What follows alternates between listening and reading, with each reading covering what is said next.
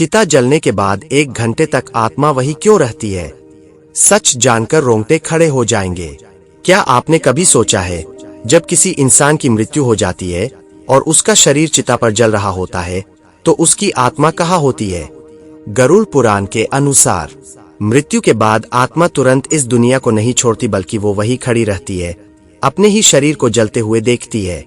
और सबसे डरावनी बात, ये सिलसिला चलता है पूरे 1 घंटे तक। लेकिन क्यों? क्या आत्मा को दर्द होता है? क्या वो अपने परिवार को देखती है, या फिर कुछ और ही सच्चाई है? आज की इस कहानी में हम जानेंगे वो रहस्य जो शायद आपको अंदर तक हिला दे। मृत्यु के बाद क्या होता है? गरुड़ पुराण में बताया गया है कि जैसे ही किसी व्यक्ति की मृत्यु होती है, उसकी आत्मा शरीर से अलग हो जाती है। लेकिन ध्यान देने वाली बात यह है, आत्मा तुरंत कहीं जाती नहीं, वो वही रहती है अपने शरीर के पास। उसे समझ ही नहीं आता कि वो अब इस दुनिया का हिस्सा नहीं रही। वो अपने परिवार वालों को रोते हुए देखती है, उनकी चीखें सुनती है, लेकिन कुछ कर नहीं पाती। चिता पर आत्मा का अनुभव। जब शरीर को श्मशान ले जाया जाता है और चिता सजाई जाती है, तब भी आत्मा वही रहती है अपने शरीर के साथ। जैसे ही अग्नि दी जाती है और शरीर जलना शुरू होता है, गरुड़ पुराण के अनुसार आत्मा उस जलते हुए शरीर को देखती है। कुछ आत्माएं अपने शरीर से जुड़ी रहती है, उन्हें लगता है कि वो अभी भी जिंदा है, और यही कारण है कि वो उस जलते शरीर को देखकर घबरा जाती है। उन्हें ऐसा महसूस होता है जैसे वो खुद जल रही हो। 1 घंटे का रहस्य। अब सवाल ये है कि आत्मा 1 घंटे तक वही क्यों रहती है?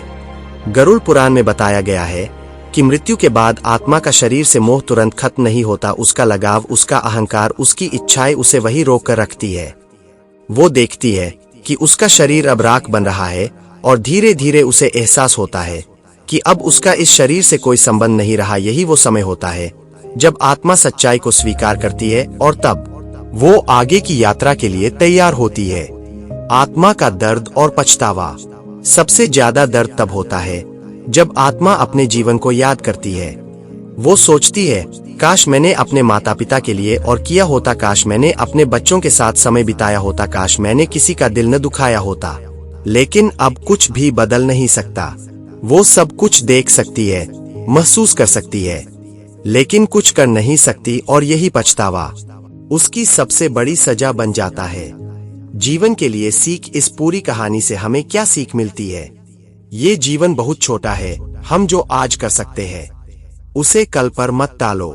अपने माता पिता से प्यार करो, अपने दोस्तों की कदर करो, और सबसे जरूरी, किसी का दिल मत दुखाओ, क्योंकि जब आत्मा शरीर छोड़ देती है, तब सिर्फ कर्म ही साथ जाते हैं। शायद आप भी एक दिन इस सच्चाई का सामना करेंगे, लेकिन सवाल ये है, क्या उस समय आपको पछतावा होगा या सुकून? सोचिए और अभी से अपनी जिंदगी को सही दिशा दीजिए।